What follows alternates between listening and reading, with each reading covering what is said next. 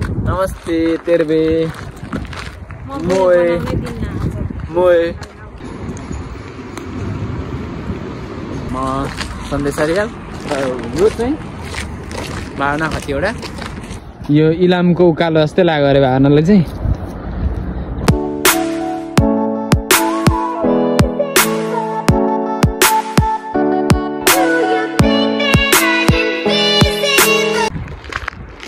hello हजुर सम्पूर्णमा नमस्कार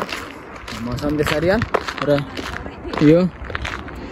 टोपी लगाएर हिँड्ने मान्छे हो भावना खतिवटा र हामी चाहिँ आज चाहिँ हेलसिन्कीमा 9 डिग्री 10 डिग्री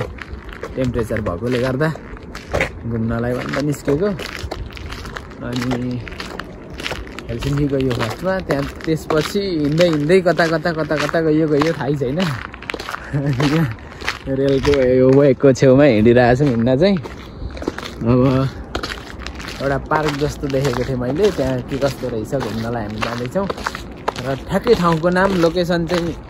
के हो भनेर मलाई एक्ज्याक्ट थाहा छैन म कमेन्टमा राखिदिन्छु र कस्तो देखिएको छ आज यहाँको इन्भाइरोमेन्ट त्यो पनि कमेन्ट गर्न नबिर्सिनु होला र 9-10 डिग्री हुँदाखेरि चाहिँ यस्तो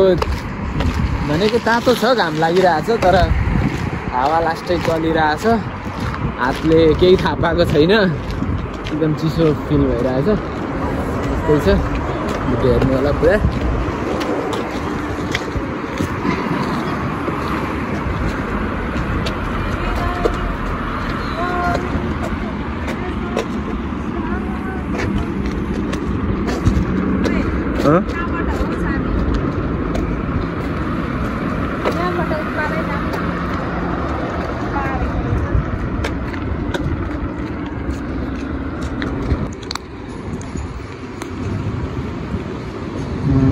यसलाई चाहिँ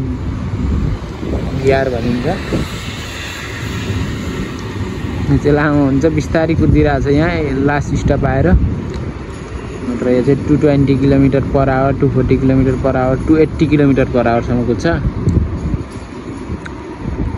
ट्रेन नि आउँदै ट्रेन त हरायो कहाँ गयो यो पनि ट्रेन नै हो यसलाई बिहार भन्छ नि त अलि लङ रुटमा मात्रै कुद्छ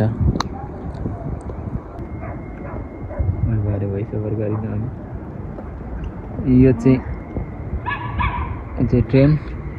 दुईपट्टिबाट ट्रेन आउँदैछन् कि यो हाम्रोतिर जाने त्यो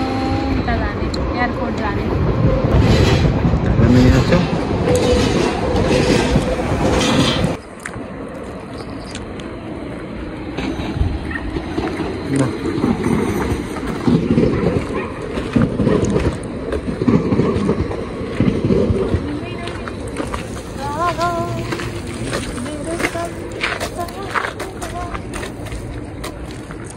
के अरे गीत गाइदिउँ न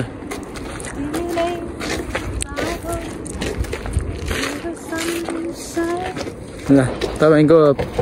प्रतिभा उत्कृष्ट छ keep it up dance Finland डान्समा जानु स्योर जित्नुहुन्छ यतिको गीत गाएर ल हामी चाहिँ यो उकालो चढ्दैछौँ यो इलामको उकालो जस्तै लाग्यो अरे भावनालाई चाहिँ यो चाहिँ म हो जाँदैछौँ यता उकालोमै यसरी नै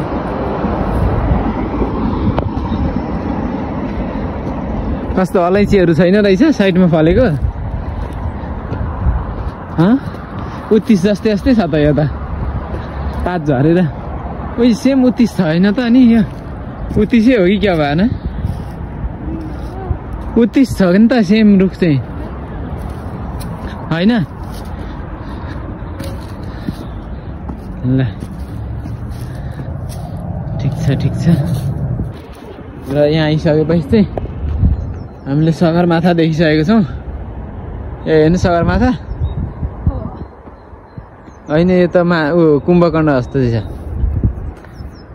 यस्तो एरिया रहेछ यहाँ चाहिँ कुम्भकर्णमा यहाँ डाँडामा यहाँ हेर सिन यहाँ हेर न भिडियोमा चाहिँ कस्तो क्लियर आइछ ए यस्तो छ लिनन माकी भन्ने ठाउँ रहेछ के हो पनि यो यस्तो पिङसिङ छ यो के खेल्ने अरे त्यस्तो यस्तो झर्नेहरू हो त्यस्तो छ यहाँ यता यस्तो छ बाटो यस्तो छ चिसो पानी जस्तै झरनाको चढ्छ मजाले स्वाद अरनाको भन्ने यहाँ यो पार्क हो के हो बोर्ड ब्याके त्यो माथि लगेर सुई झार्ने के हो यो त्यहाँभित्र चाहिँ गएनौँ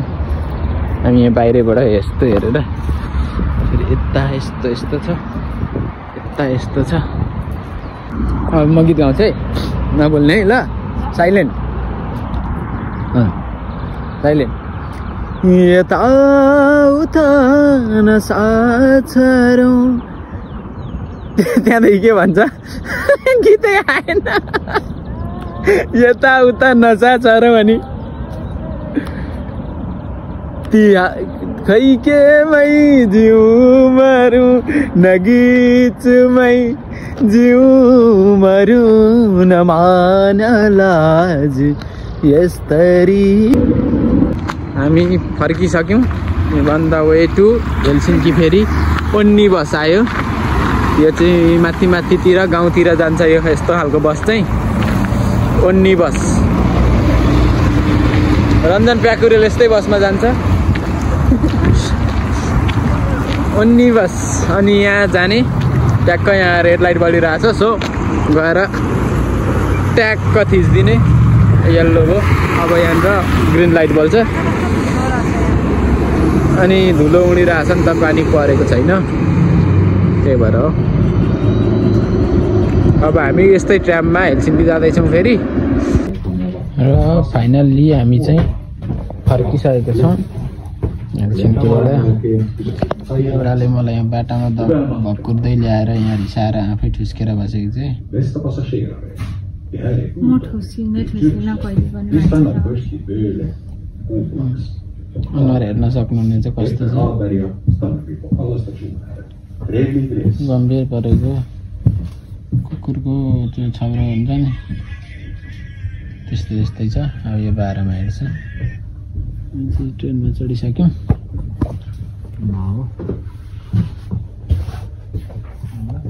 इकोनोमी जाने हामी ट्रेनमा चढ्यौँ